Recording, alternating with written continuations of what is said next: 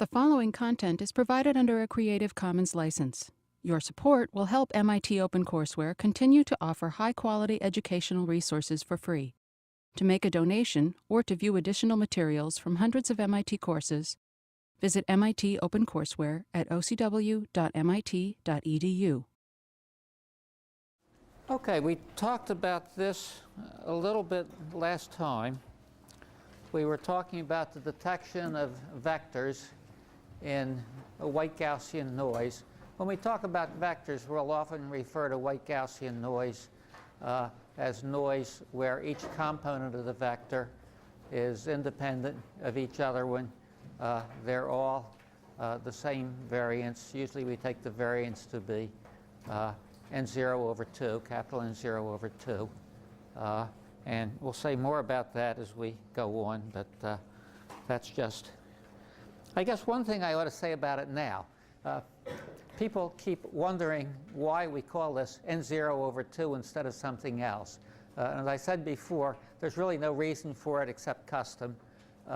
The one important thing that you can always remember, and which is always true, is that anytime you're talking about a sequence of real noise variables, they all have variance n0 over 2 in the same coordinate system that you're using to measure the signals.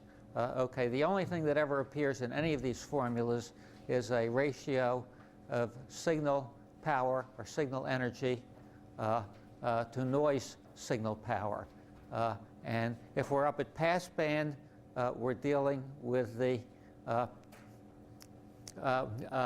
power which is 2 times larger than that at baseband. And because of that, and this is what really gets confusing, is that when you talk about n0 over 2 at passband, you are talking about something which is twice as big as the n0 over 2, the same n0 over 2 you were talking about at baseband.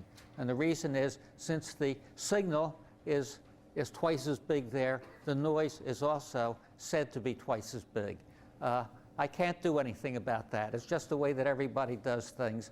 The other thing that everybody does, since everyone gets confused about that, is after they get all done dealing with anything in a paper they're writing or something, they always look at the signal-to-noise ratio that they have, and they remove all the factors of the 2 that they know shouldn't be there. So that you shouldn't trust anything in the literature too much as far as factors of 2 are concerned.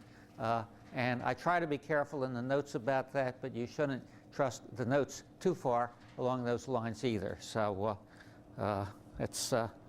eventually I'll get the notes straightened out on all of that, but I think they're pretty close now. But anyway, we were looking at this question of how do you detect antipodal vectors in white Gaussian noise. And the picture that we can draw is this. Namely, we have 2 signals. One is the vector A, one is the vector minus A. It's in some finite dimensional system, but we're viewing it as far as drawing a picture as a 2-dimensional system. So A has some arbitrary component in the first direction, some arbitrary component in the second direction. Minus A is, of course, the reverse of that. This point right in here is the 0 point, which is halfway in between them. And the output that we observe is either plus or minus A plus this independent zero mean noise Z, which has the kind of circular symmetry indicated here with these little circles. Each of the Z sub i's have the same variance. They're independent of each other. And when you write down the likelihood of the probability density of this output, given that the hypothesis was 0, namely that plus A was the signal which was chosen.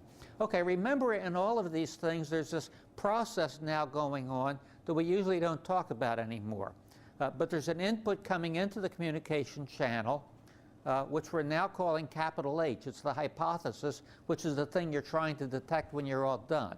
That input, which is 1 up to capital M, or sometimes 0 up to capital M minus 1, is then mapped into a signal from a signal set of capital M different signals. So there are m possible signals in this signal alphabet.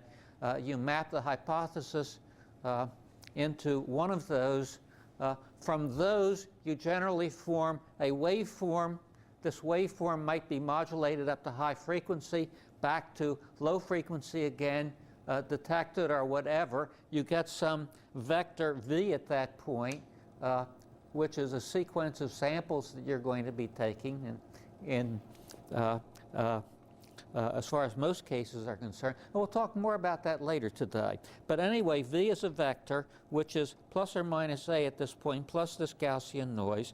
We can write down the probability density of that vector v, which is, if hypothesis 0 occurs, namely if a 0 enters the communication channel, plus a is the signal which is chosen, then what happens is that the output is a plus z, which means that the probability density of the noise is v minus a. So we have this probability density here. When we look at the log likelihood ratio, we're taking the logarithm of this probability density divided by the probability density of the alternative hypothesis, namely v given 1, which is the same as this formula, except there's a plus a there instead of a minus a. So you get this thing here. Now, why I wanted to talk about this today is we're going to talk about the complex case also, and something very, very peculiar and funny happens there. Okay, so the log likelihood ratio is a scaled difference of the energy of the distance between v and a, which is this term here. This is just a squared distance between the vector v and the vector a. It's v minus a is that distance there, and squared. And the other term here is the term that comes from the probability density of v given 1, which turns out to be that distance there squared. So you have the difference between these two things. This is just the inner product of v minus a with v minus a. And if you multiply that all out, it's the inner product of v with itself plus the inner product of a with itself minus the inner product of v and a minus the inner product of a with v.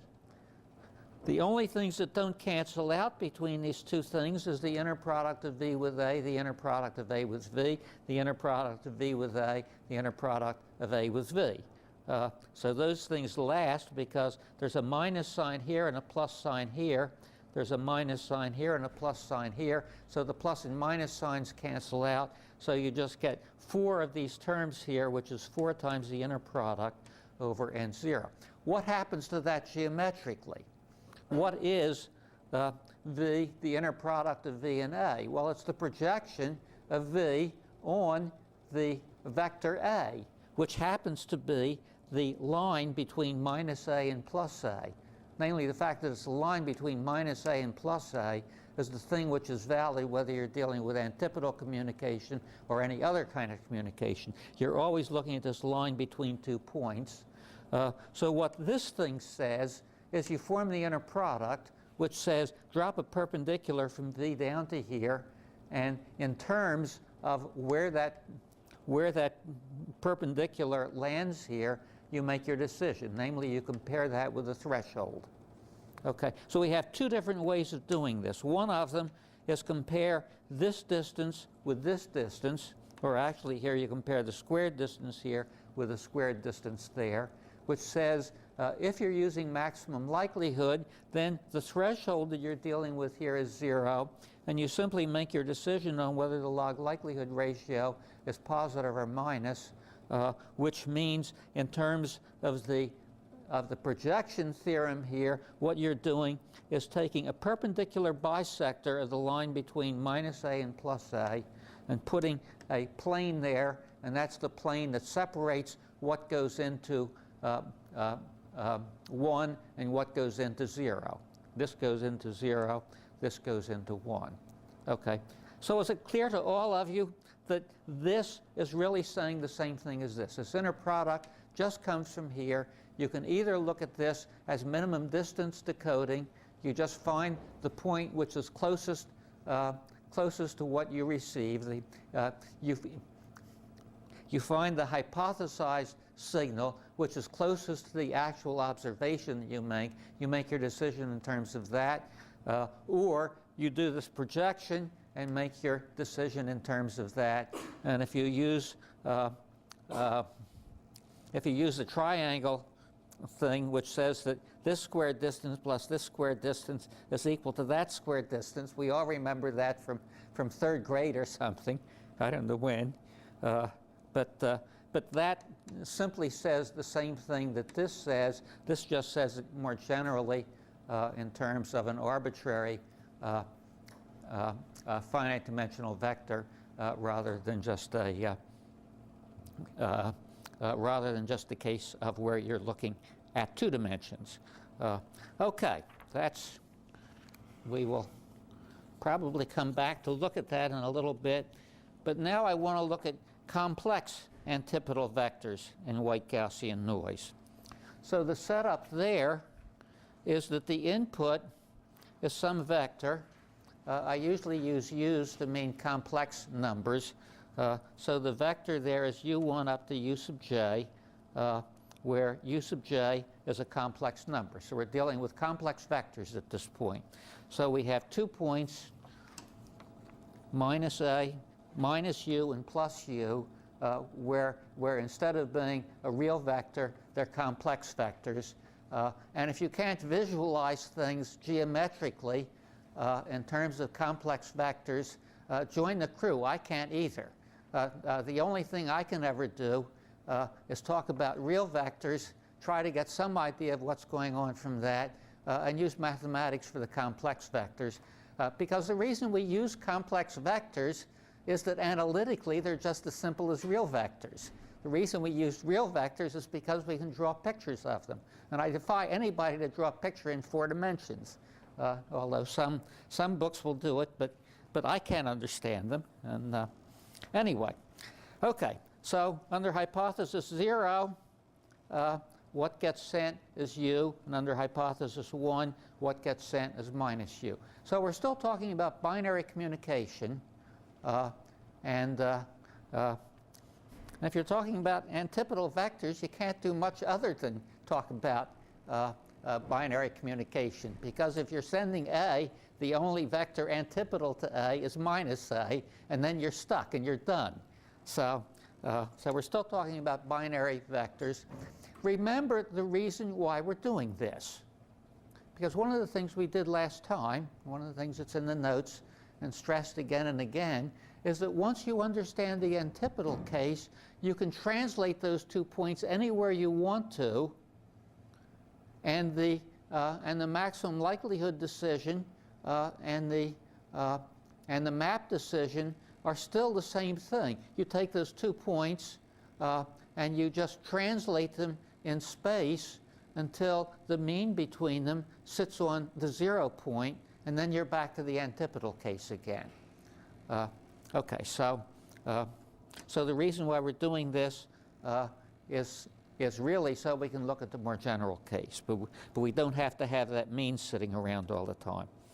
Okay, Z then is going to be a vector of J complex IID Gaussian random variables. IID real and imaginary parts, namely the real part of each complex Gaussian random variable has variance n0/2, and the imaginary part also has variance n0/2. These complex vectors, if you look at the probability density for them and you draw it in 2 dimensions, one for the real part, one for the imaginary part, you get this circular symmetry that we've always associated. Those are supposed to be circles and not ellipses. And those are sometimes called proper complex Gaussian random variables, because almost everywhere where you see complex Gaussian random variables, the real and imaginary parts are independent of each other, and both have the same variance. And again, when you look at formulas in papers, formulas everywhere else, they are almost always assuming this kind of circular symmetry, or what's often called proper complex random variables, sort of accepting the fact that anything else is very, very improper. It's improper because formulas don't work in that case. Okay, so we have a vector of these complex IID Gaussian random variables. Under h equals 0, the observation v is given by v equals u plus z. And under hypothesis 1, the observation is given by minus u plus z. So we have exactly the same cases we had before. Okay, in other words, almost all formulas stay the same when you go from real to complex. But I don't trust the complex case, and you shouldn't either, until you at least go through it once. So what I'm going to do now is translate this complex case to the real case. In other words, for each complex variable, I'm going to make two real variables, one the real part and one the imaginary part. And we know that the real part and the imaginary part are independent of each other. And if these Gaussian random variables are independent of each other, then the real and imaginary parts of each of them are independent of the real and imaginary parts of each of the others of them. Okay, so we can go from J Gaussian random variables, independent Gaussian random variables, which are complex, to 2J Gaussian random variables, which at this point are going to be real.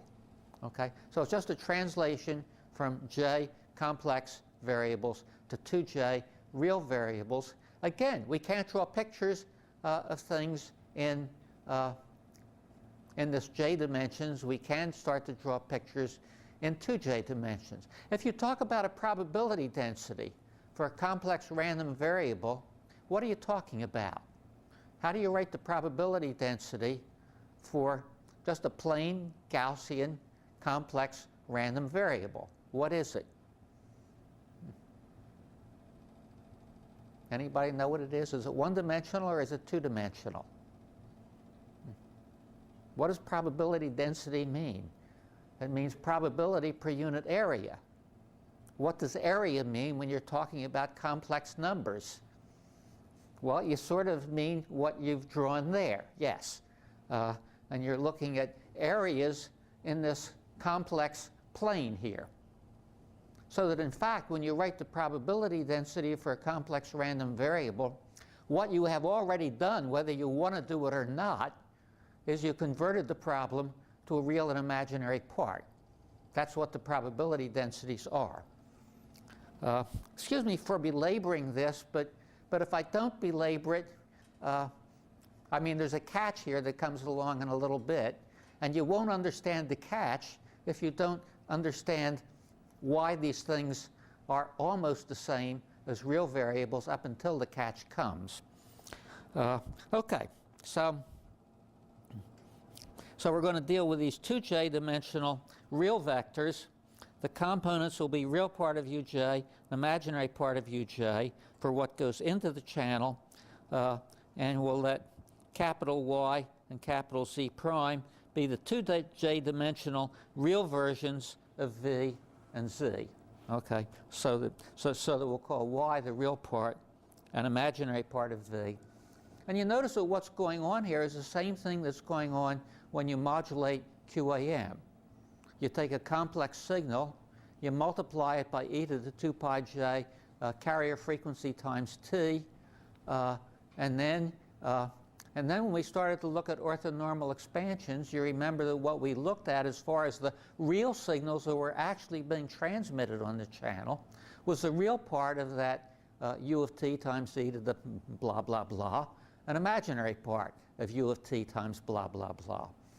So you got two orthonormal functions in place of one complex orthonormal function. And that's the same thing that's going on here. It's just not with the modulation put in. It's just with it's just dealing with the real parts and imaginary parts directly. Okay, so if we do that, we get a bunch of equations They're sort of familiar looking equations by now, I hope. This is just the probability density of this real 2J dimensional random variable, which is all this junk that we're used to seeing.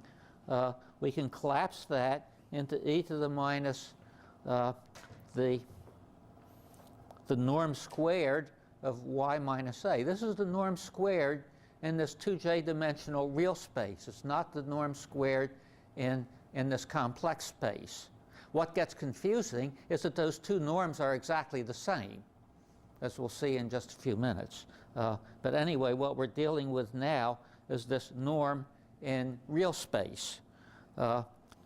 Okay, note that y. Oh, let me translate this one for you. If we think of this v that we receive, j complex random variables, as being real part of v1, imaginary part of v1, real part of v2, imaginary part of v2, and so forth, then y 2j minus 1 minus a 2j minus 1. I can't ever get these formulas right. That should be a 2j minus 1 there.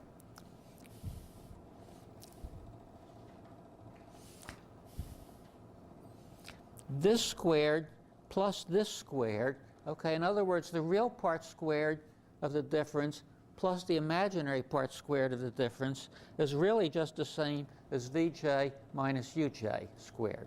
Okay, in other words, you take the complex number v sub j, you subtract off the real number u sub j, and the way to do that, you visualize this one complex variable in the complex plane, and what you're doing is you're taking the square of the real part of the distance, you're adding it to the square of the imaginary part of the distance. Okay, all of this is stuff you learned in high school, just viewed in a slightly different way. Okay, now when you take the probability density with respect to these complex vectors, which is what I want to get at, probability density of these complex variables really means the same thing as that with the real variables, but then you wind up with the magnitude of vj minus uj squared, and this term is really exactly the same as these two terms there. So when you take this probability density, you wind up with these terms the same and with these terms the same. Okay, in other words, the complex norm squared is the same as the real norm squared when you go from complex to real and imaginary parts of, well, as I said, this is the same as that.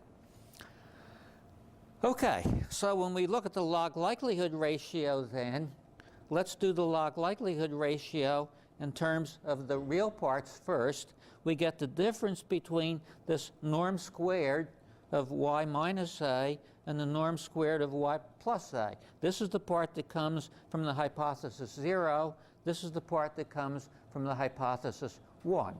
Okay, so we get these two terms here. When we take the inner products here, we get the same thing that we got before, 4 times the inner product of y and a. Now, the whole reason for going through all of this is this next formula. When you do this, you wind up with this very bizarre 4 times the real part of the inner product of v and u divided by n0. And you get it in exactly the same way that we got it before. Namely, you take this norm here, which is an inner product squared of v minus u. Let me write it out. I'll write it out here. Norm squared of y minus a is the norm squared of y plus the norm squared of a plus the inner product of minus y a plus the inner product of minus a y. What's the sum of these two inner products? This inner product, by by definition, in terms of integrals, is the integral of minus y times a complex conjugate. This is minus a times y complex conjugate. So in one case, the complex conjugate is here. In the other case, it's on the other term. In other words, this and this are complex conjugates of each other. What happens when you add two complex conjugates? You get the real part of the two of them. Okay, so when you add these two things, you just get that real part there. Okay, and then when you do the other term, the same thing happens. The same cancellation that we had before occurs, and these two inner products add up. So you wind up with the real part of VU over N0.